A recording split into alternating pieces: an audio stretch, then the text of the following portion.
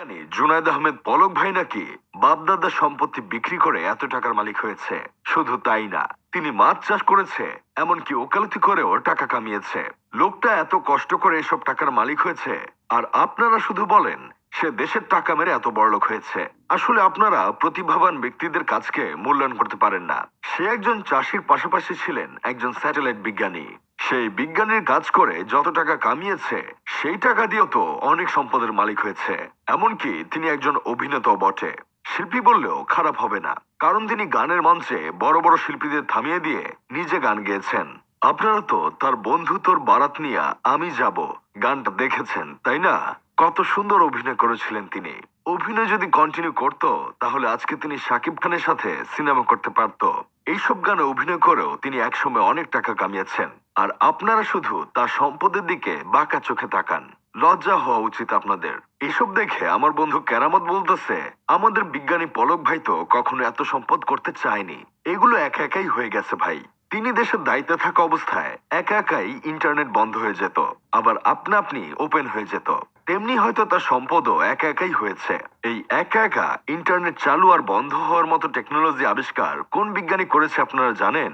আমাদের দেশের বিজ্ঞানী পলক ভাই এই টেকনোলজি আবিষ্কার করেছে। এই আবিষ্কার দেখে তো আমেরিকারও চমকে গেছিল। বেচারা যদি এতদিন জেলে না থাকতো, তাহলে তার নাসা থেকে ডাক আসতো। সব সময় হাসু আপার কথা মতো কাজ করে গেছে, তার প্রতিভা দেখিয়ে গেছে, সময় মতো সার্ভিস দিয়েছে। তাহলে কি তাকে হাসু আপা কিছু টাকা মারতে দিতে পারে না ভাই? আপনারাও দেখি কাজ করে মানুষকে টাকা নিতে দিবেন না। নিজের মাথার ঘাম পায়ে ফেলে এভাবে বেচারা সম্পদের পরিমাণ বাড়িয়েছে, আর আপনারা তাকে সন্দেহ করে যাচ্ছেন। এগুলো ভাবতেই কষ্ট লাগে। তার মমতাময়ী লক্ষ্মী বউ কিন্তু কম না। তার বউ কণিকা ম্যাম পেশায় একজন স্কুল শিক্ষিকা ছিল। তিনি টিউশনির টাকা দিয়ে এলাকায় 200-300 বিঘা জমি, ঢাকায় 15টি ফ্ল্যাট আর আমেরিকায় 3টি বাড়ি কিনেছেন। এখন অনেকেই বলতে পারেন, শিক্ষিকা হয়েও কয়েক হাজার কোটি টাকার মালিক কিভাবে হয়ে গেছেন সে? দেখেন ভাই, একজন স্যাটেলাইট আবিষ্কারক বিজ্ঞানীর স্ত্রীকে কি আপনি যেন তেন শিক্ষিকা মনে করেন? সে হয়তো Mukesh Ambani, Bill Gates, Mark জাকারবার্গের ছেলে মেয়েদের পড়িয়েছেন। আর এমন বড়লোকের ছেলে মেয়েদের পড়ালে কি পরিমাণ টাকা পাওয়া যায়, সেটা আপনারা ভালো করেই জানেন। যারা ঘুম থেকে উঠেই সোনার চা সেবন করে, সোনার বাথরুমে হাগে, তাদের সন্তানেরা কোনো আজে বাজে টিচার কাছে পড়বে নাকি? আর যে টিচার তাদের সন্তানকে পড়াবে, তাদের তো অবশ্যই বড় অ্যামাউন্ট দিবে। তারা তো আর মাস শেষে 10,000 টাকা দিবে না, এটাই স্বাভাবিক। এত বড়লোকের সন্তানদের পড়ালে তো আমেরিকায় আরো ডজন খানেক বাড়ি থাকার কথা ছিল, কিন্তু তার তো আমেরিকা বাড়ি আছে মাত্র 3টা। তারপরেও আপনারা তাদেরকে নিয়ে সমালোচনা করেন ভাই।